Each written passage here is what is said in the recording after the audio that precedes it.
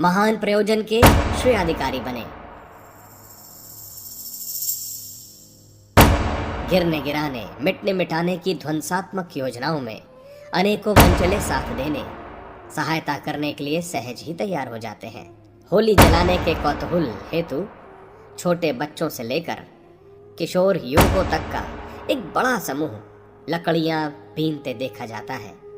जब उस ढेर में आग लगती है तो तालियां बजाने और हुल्लड़ मचाने वालों की भी कमी नहीं रहती। कठिनाई तब पड़ती है जब छप्पर छाने की आवश्यकता पड़ती है। बुलाने पर भी पड़ोसी तक आनाकानी और बहानेबाजी करते देखे गए हैं। तब काम अपने बलबूते ही आरंभ करना पड़ता है। कवि टैगोर ने ठीक ही कहा था, यदि सत प्रयोजन की दिशा में कुछ करना संजोना हो तो एकला चलो रे की नीति अपनानी चाहिए।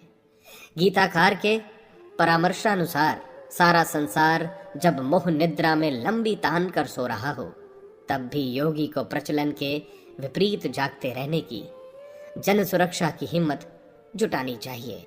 निविड़ अंधकार से निपटने के लिए जब माचिस की एक तीली अपने को जलाने का साहस संजोकर प्रकट होती है, तो दीपक उस तीली के बुझने से पहले ही अपने को ज्योतिर्मय कर लेते हैं।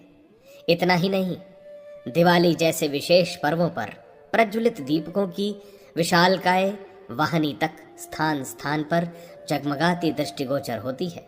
अकेले चल पड़ने वालों का उपहास और विरोध आरंभ में ही होता है, पर जब स्पष्ट हो जाता है कि उच्च स्तरीय लक्ष्य की दिशा में कोई चल ही पड़ा, तो उसके साथ ही सहयोगी भी क्रमशः मिलते और बढ़ते चले जाते हैं।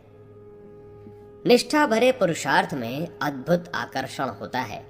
उनका प्रभाव भले बुरे दोनों तरह के प्रयोगों में दिखाई देता है। जब चोर उचक्के, लवार लफंगे, दुराचारी, व्यभिचारी, नशेबाज, धोखेबाज मिलजुल कर अपने अपने सशक्त गिरोह बना लेते हैं, तो कोई कारण नहीं कि सृजन संकल्प के धनी प्रामाणिक और प्रतिभाशालियों को अंत तक एकाकी ही बना रहना पड़े। भगीरथ ने लोक मंगल के लिए सुरसरी को पृथ्वी पर बुलाया, तो ब्रह्मा विष्णु ने गंगा को प्रेरित करके भेजा और धारण करने के लिए शिवजी तत्काल तैयार हो गए थे। नव सृजन में संलग्न व्यक्तियों की कोई सहायता न करे, यह हो ही नहीं सकता।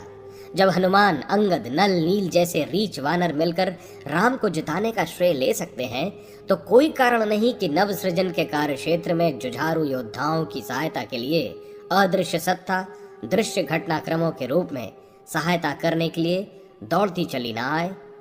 विपन्नताएं इन दिनों सुरसा जैसा मुंह बनाए खड़ी दिखती हैं। आतंक रावण स्तर का है। प्रचलनों के चक्रवात, भंवर, अंधड़, तूफान अपनी विनाश क्षमता का नग्न प्रदर्शन करने में कोई कसर रहने नहीं दे रहे हैं। वासना, तृष्णा और अहंता का उन्माद महामारी की तरह जन जन को भ्रमित और संत्रस्त कर रहा है। नीति को पीछे धकेलकर अनीति ने उनके स्थान पर कब्जा जमा लिया है। यह विपन्नता संसार व्यापी समूचे जन समुदाय पर अपने अपने आकार प्रकार में बुरी तरह आच्छादित हो रही है। ऐसी स्थिति में 600 करोड़ मनुष्यों का विचार परिष्कार यानी ब्रेन वॉशिंग कैसे संभव हो? गलत प्रचलनों की दिशा धारा उलट देने का सुयोग किस प्रकार है? जब अपना छोटा सा घर परिवार संभाल नहीं पाते, तो नया इंसान बनाने, नया संसार बसाने और नया भगवान बुलाने जैसी असंभव दीख पड़ने वाली सृजन प्रक्रिया को विजयश्री वर्ण करने की सफलता कैसे मिले? निसंदेह कठिनाई बड़ी है और उसे पार करना भी दुरूह है, पर हमें उस परम सत्ता के सहयोग पर विश्वास करना चाहिए जो इस समूची सृष्टि को उगाने, उभारने, बदलने जैसी क्रियाकलापों को ही अपना मनोविनोद मानता है और उसी में निरंतर निरत रहता है। मनुष्य के लिए छोटे काम भी कठिन हो सकते हैं, पर भगवान की छत्र छाया में रहते कोई भी काम असंभव नहीं कहा जा सकता। विषम वेलाओं में अपनी विशेष भूमिका निभाने के लिए तो संभवामि युगे युगे के संबंध में वह वचनबद्ध भी है। फिर इन दिनों समस्त संसार पर छाई हुई विपन्नता की बेला में उसके परिवर्तन प्रयास गतिशील क्यों न होंगे? जरा जीर्ण मरणासन में नवजात जैसा परिवर्तन प्रत्यावर्तन करते रहना जिसका प्रिय विनोद है, उसे इस अंधेरे को उजाले में बदल देने जैसा प्रभात पर्व लाने में क्यों कुछ कठिनाई होगी?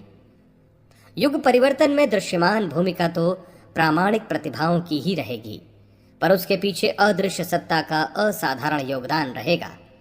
कठपुतलियों के दृश्यमान अभिनय के पीछे भी तो बाजीगर की उंगलियों से बंधे हुए तार ही प्रधान भूमिका निभाते हैं।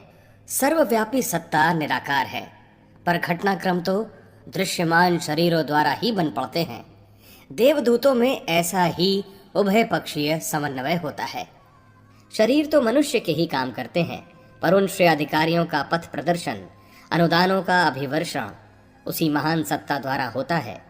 उपनिषद जिसे अणो रड़ियान महतो महियान कहकर उसका परिचय देने का प्रयास करता है।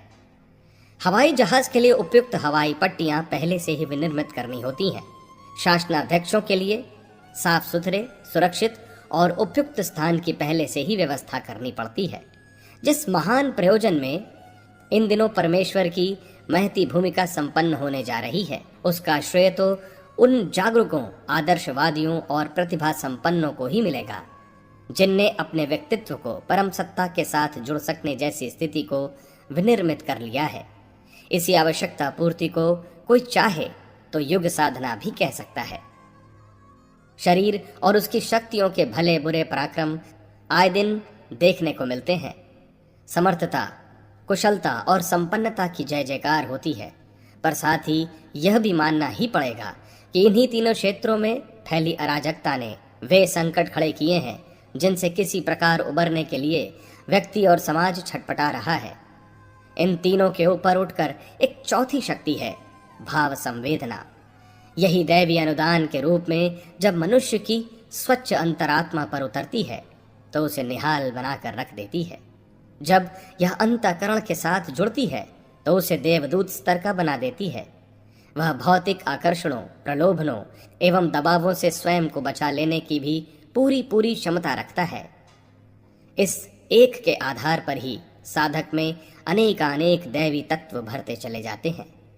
युग परिवर्तन के आधार को यदि एक शब्द में व्यक्त करना हो तो इतना कहने पर भी काम चल सकता है कि अगले दिनों निष्ठुर स्वार्थपरता को निरस्त करके उसके स्थान पर उदार भाव संवेदनाओं को अंतःकरण की गहराई में प्रतिष्ठित करने की, उभारने की, खोद निकालने की अथवा बाहर से सराबोर कर देने की आवश्यकता पड़ेगी।